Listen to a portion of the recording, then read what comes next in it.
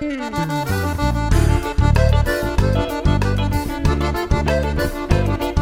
aí, pessoal, tudo bem? Estamos de volta aqui para dar continuidade às nossas aulas do curso de Introdução às Apostas Esportivas, tá? E a gente segue aqui com a parte 2 da aula Por que as casas de apostas ganham mais que os apostadores, tá? Nessa sequência aqui a gente começou com a aula falando um pouco das odds e o que elas nos dizem. Na segunda aula a gente já entrou no tema do juice, né, e como calcular esse juice. E nessa aula a gente vai traduzir um exemplo da aula anterior do Juice em reais para a gente ver como é que funciona. E também vamos dar sequência aqui a algumas reflexões de como é que o apostador deve se posicionar diante dessa desvantagem. E aí eu recomendo que você volte nas aulas anteriores para refrescar a memória e vá acumulando novamente conhecimento. Infelizmente eu demorei um pouquinho para lançar essa aula, então pode ter um vácuo aí que atrapalha o seu aprendizado. Então vou deixar os cards aqui para você poder relembrar as outras aulas e chegar nessa daqui com mais tranquilidade, tá? Então dando sequência, né, o exemplo anterior da aula anterior de Cário Coroa, né, da Eric Bet, aqui a gente tem cotações de 1,90 para cara, cotações de 1,90 para coroa, e a gente vai achar o juice desse processo a partir do real mesmo, né? Não mais na porcentagem. Então vamos lá. Ó. Então o que acontece se você apostar R$ 1 em cara e repetir essa aposta 1000 vezes? A tendência, né, das probabilidades se confirmarem e fazer valer, né, as suas probabilidades de acontecer, sairiam 500 vezes cara e 500 vezes coroa, não é isso? Então, vamos ver o que acontece, né? Então, a tendência é que você acertasse a aposta 500 vezes e a tendência é que você errasse a aposta 500 vezes, não é isso? Então, vamos ver o que isso vai acontecer. Né? Você teria um lucro de R$ 450. Então, vamos fazer conta. Tem que fazer conta para entender esse tema. Então, ó, R$ 1 vezes a odd de 1,90 dá um retorno de 1,90, um retorno bruto, tá? Você retira o retorno, você retira o investimento inicial e aí você tem um lucro líquido de 90 centavos. Daí você vai multiplicar pelos 500 acertos dos 1000 lançamentos, lembra? E aí você teria um lucro de R$ 450 com as 500 vitórias, certo? Acompanhando a linha de raciocínio. Então, nessa mesma empreitada de ter um lucro de R$ 450, você teria um prejuízo de R$ 500, que seria os seus 500 lançamentos que foram perdidos. Então, R$ 1 vezes 500 vai dar um prejuízo de R$ 500. Então, veja, perceba que só manipulando as odds, a minha casa, a Eric Bet, teve um lucro de R$ 50. Né? Diante da manipulação das odds, eu tive um lucro da determinação das odds, como você queira escolher o termo, eu tive um lucro de R$ 50. Agora veja só, imagine que você fez as 1000 apostas em cara, né? Agora imagine que nesse mesmo exercício, nesse mesmo momento, nesse mesmo processo, um outro sujeito, uma outra pessoa também fez as 1000 apostas, só que em coroa, tá? Então, sempre vai ter alguém do outro lado também para estar apostando. Então, vamos ver o que acontece. Essa pessoa, esse sujeito, teria o mesmo prejuízo de R$ 50 que você teve apostando em coroa. Então, veja, com o Juice, as casas lucram independentemente do resultado do evento. Tá? O Juice funciona para isso, tá? Para independentemente do resultado, a casa sempre vai ter uma margem de lucro garantida, tá? Então, aí a pergunta-chave da nossa aula: o que fazer diante disso? O que fazer diante de uma superioridade matemática tão clara para as casas de apostas? Então, veja, alguns pensam, ferrou, acabou, agora eu entendi que porque eu nunca ganho e as apostas não tem jeito para mim. Esse tal de Juice aí é realmente matador e não tem o que fazer. Tá? Tem um jeito de pensar. É um jeito catastrófico de pensar, mas é um jeito. Que é um ponto de vista catastrófico, mas está apoiado na matemática, né? De 97% das pessoas que perdem dinheiro. É isso que é verdade, ferrou. Mas não é aí a resposta que a gente quer chegar, porque a gente quer ser lucrativo no mundo das apostas. Outros podem ser bem simplistas e pensar que nada, é só eu meter uma múltipla lacradora e essa baboseira de juice vai para a lata do lixo. Então, geralmente, né, são pessoas iniciantes ou um pouco mais rodadas, mas que têm um pouco de arrogância aí, que não compreendem, não, arrogância junto com um pouco de ignorância, e não compreendem essa superioridade matemática das apostas diante dos apostadores, tá? Já outros podem estar se perguntando, sim, mas o que os 3% dos apostadores lucrativos fazem de diferente para superar esse juice, tá?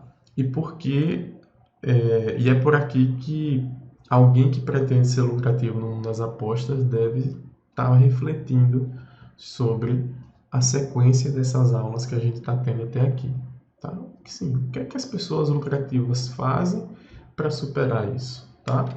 E aí, eu queria trazer alguns pontos de reflexão daqui até o final dessa aula. Boas análises de futebol servem? Esse é um ponto que é muito, muito, muito, muito comum nas apostas esportivas e ele tem um quê de relação com essa aula daqui e com as outras aulas também, porque é um tipo de pensamento muito comum nos iniciantes e é um tipo de pensamento que ignora completamente a existência do juice, tá? Então, no senso comum reina essa ideia de que basta ter boas análises dos eventos que para ser lucrativo. Então, isso é um erro profundo, porque tá? Boas análises não bastam, né? Você precisa ter uma análise do mercado também. Você precisa entender o que as odds lhe falam, você precisa entender que existe um juice, você precisa entender que você precisa superar esse juice. Então, esse é o primeiro ponto de reflexão que eu queria trazer daqui para frente, que é boas análises por si só não servem, né? E, geralmente isso esse ímpeto, né, de fazer boas análises, de ter análise, mas não entender nada de mercado, acontece muito quando a gente é iniciante e já lhe adianto que isso não vai te levar a lugar algum, tá? Então, para ser lucrativo, antes de tudo, é preciso conhecer o funcionamento do mercado das apostas, dessa lógica que está por trás dos mercados, das odds e tudo mais, tá bom? Algumas dicas de ouro, tá? Então, tudo conectado isso daí. Entender que nós, apostadores, estamos em desvantagem estatística. Veja, entender que a gente entra perdendo em qualquer situação vai determinar a sua estratégia para aquela situação, para aquela guerra, para aquele jogo de futebol, para aquela luta de boxe. Se você sabe que tem alguém superior a você, você vai montar uma estratégia sabendo disso. Se você ignorar a superioridade do seu inimigo ou do seu adversário e ignorar suas fragilidades e suas potencialidades, a tendência de derrota é imensamente maior, tá? Então, é preciso compreender que nós, apostadores, estamos em desvantagens estatísticas. Isso é fundamental. Uma outra dica é a ilusão do juice, tá? Então, o juice deixa transparecer que a gente está em pé de igualdade com as casas de aposta, né? Tá tudo bem, tá tudo beleza. Se a gente não for lá calcular, a gente não vai enxergar esse juice, a gente não vai enxergar como matematicamente as casas ganham da gente. E aí a gente fica ali parecendo que tá tudo igual, tá tudo bem, e é uma grande ilusão que as casas de aposta nos impõem de pensar que né, estamos em pé de igualdade, nunca estamos, né? As casas sempre estão ali monitorando e controlando as odds ao ponto de sempre ter uma margem que ela vai ganhar, independentemente do resultado que aconteça do evento, tá? Então isso é importantíssimo. E aí, o que é que Sun Tzu, né, que é um cara que é lido no mundo todo aí, né, o seu livro A Arte da Guerra,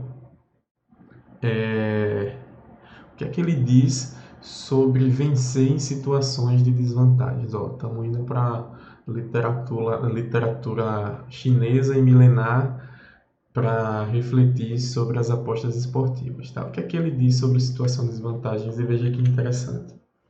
Se não é vantajoso, nunca envie suas tropas. Se não lhe rende ganhos, nunca utilize seus homens. Então veja, é preciso descobrir o ponto fraco do oponente, afetá-lo, como disse o Tzu.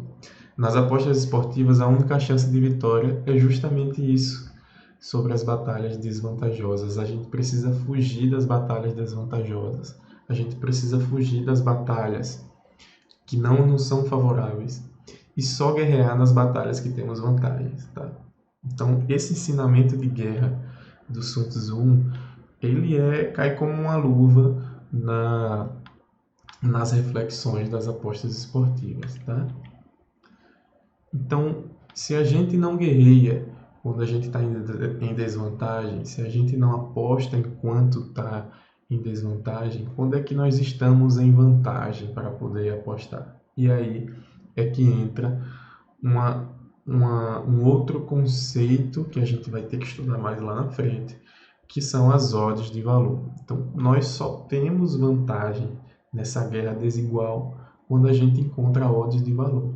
E é aí que a gente entra para guerrear. É aí que a gente entra para disputar, tá? É só fazendo apostas em odds de valor que a gente tem condições de superar o juice, tá? Que está sempre desidratando os nossos lucros, que está sempre deixando as cotações abaixo do que ela deveria ser. Então, esse é um ensinamento de guerra que a gente traz para encerrar essa aula, que tem um nome muito forte, essa aula, né? Que é porque as casas de aposta ganham mais do que os apostadores. Então, eu costumo dizer que as apostas é uma guerra que você entra na defensiva, sempre. Sempre contra-atacando, porque o mercado, as casas estão sempre um passo à frente de você e você precisa achar as brechas para fazer o contra-ataque, tá? Então essa é uma lógica da guerra que eu queria trazer aqui de reflexão para vocês, para a gente avançar no nosso estudo aqui no tema das apostas esportivas, tá bom? E aí eu queria agradecer, né?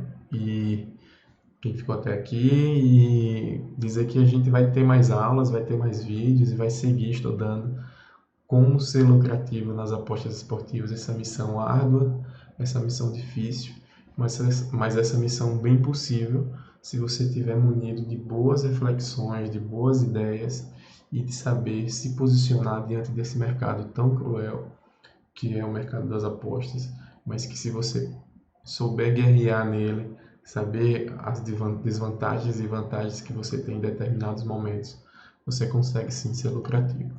Então, valeu, um grande abraço e até a próxima.